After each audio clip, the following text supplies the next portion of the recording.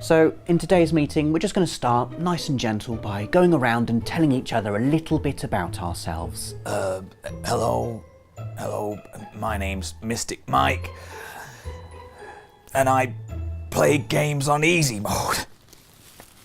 I've been doing it for years. Not even really Mystic, just Mike. For shame, Mystic Mike, for shame. Right, I'm just going to change up my tactics a little bit to get over this difficulty spike. Just go down to settings and tweak that, and then okay, you've caught me in the act, the forbidden act of playing video games on the easiest difficulty setting. It's a hard thing to admit to in a society that shuns easy moders as cowards and not really gamers. Barbed criticism like noob and get good fired at us like the deadly one-hit kill missiles we're really not used to having to avoid. But behind all the extra hard mode bravado of many a gamer, I reckon there's a fun-loving easy moder just waiting to explode in a shower of joy and no game overs. Here are 7 times we admit we put it on easy mode. Don't judge us. There are many reasons you'd put a game on easy mode, lots of which I'm going to cover in the next 10 minutes or so, but let's get the most obvious one out of the way. Sometimes a game is just too difficult, simple as that. There's no shame in admitting that. Definitely no shame. Devil May Cry was one such game for me. I mean, I suck at action titles like this, what can I say? I was doing okay and really enjoying myself, despite the fact that at the time I was miles outside my turn-based JRPG comfort zone, until I came up against Phantom. Now, I've mentioned this battle before in Bosses You Won't Beat First Time, and that's because he killed me, and killed me, and killed me, and killed me. You get the idea. And then the game does that thing, doesn't it, where it goes, you seem to be having a bit of trouble here. Would you like to turn the difficulty down?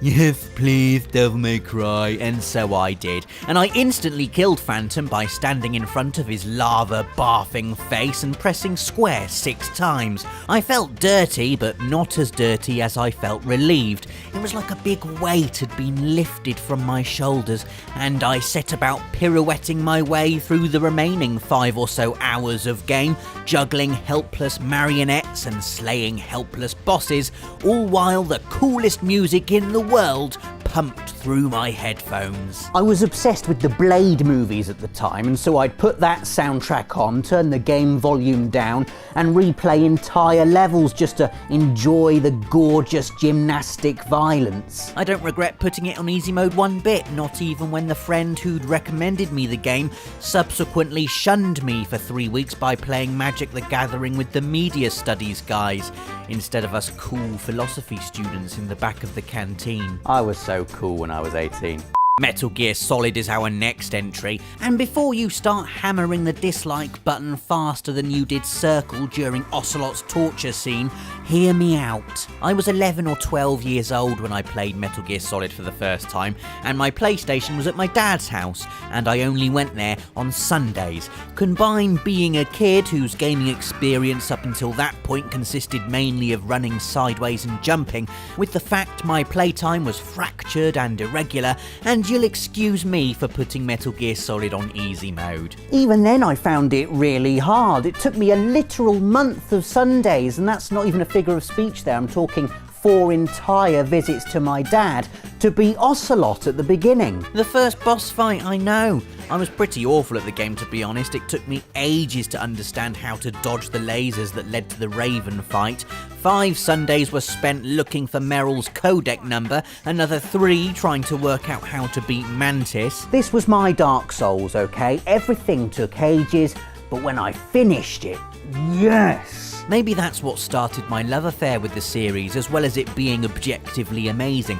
I forged a bond with that game. By the end, my dad was watching me play every weekend, the plot twists shocking us both, the drama of Meryl's death. Yeah, I let her die as well. The joy of realising that meant you unlocked the stealth camo and could run around having the most fun ever while guards were none the wiser. Man, easy mode rules. Entry number 3 is one of Holly's, and it's the Mass Effect series, a trilogy that for many people is all about the story and the characters and how emotionally invested you become in building your very own Commander Shepard and with them saving the galaxy. And sometimes that's all you want from a game, to be taken for a narrative ride and to enjoy the fantastical sights without having to expend any effort whatsoever on, let's be honest here, sometimes pretty grueling gunfights. For some people, that's intrinsic to the whole Mass Effect experience, and so they whack the difficulty up to insanity and, you know, good for you. But when you just want to get to the next sexy bit with Kaiden after spending 30 odd hours renegade dialogue optioning your way inside his space trousers, the last thing you want is to be pinned down behind cover for ages by an extraterrestrial bullet sponge that's hell-bent on making a cocktail out of your hit points and enjoyment. I mean, that's time that could be spent checking out Kaiden in the buff, isn't that right, Holly? Also, it adds to the role-playing aspect. Shepard's an absolute badass, and so if you're coming unstuck in every gunfight, it's just not a realistic portrayal of the character, is it? That's right, it's roleplay, not cowardice. Our next entry is Spec Ops: The Line, which is a game where combat and your unquestioning eagerness to engage in it is the whole point of the story, so of course we started out by sticking it on normal, or combat ops as Spec Ops likes to call it. So there we are, enjoying the customary beginning of the game bit, led through the early stages by the comfortingly familiar tones of Nolan North, getting to grips with the cover system, plugging a few bad guys, la la la, what a great game. Then, less than 1 hour in, this happens. Take cover!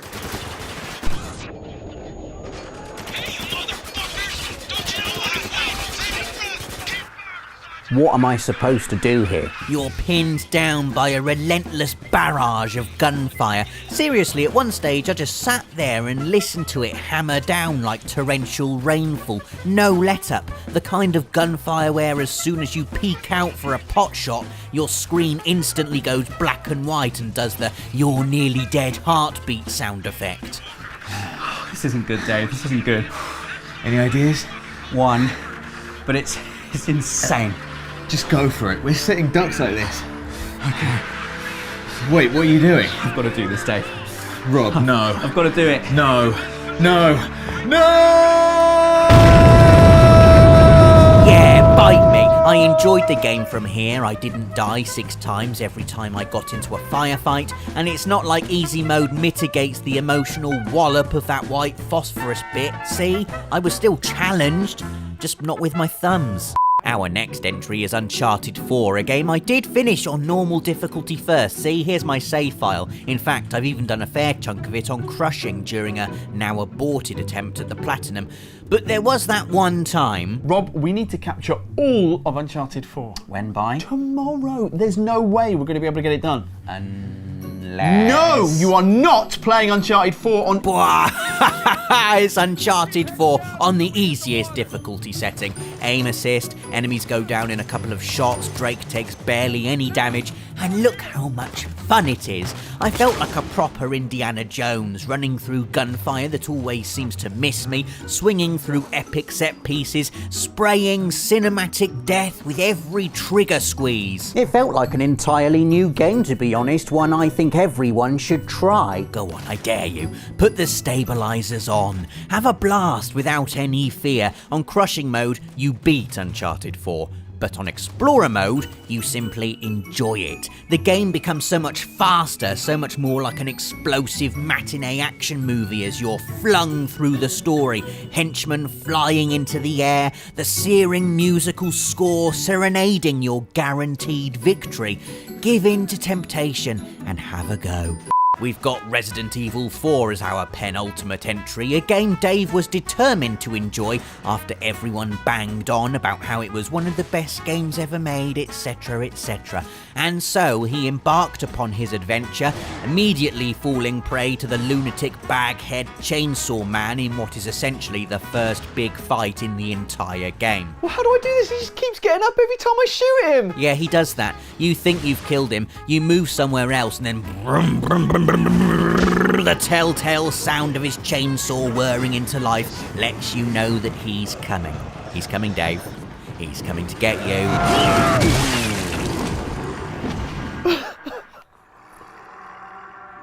Just put it on easy mode, Dave. It's not even that scary, really. Resident Evil 4, until you get to the regenerators, obviously. Even I might have turned it down to easy for that bit.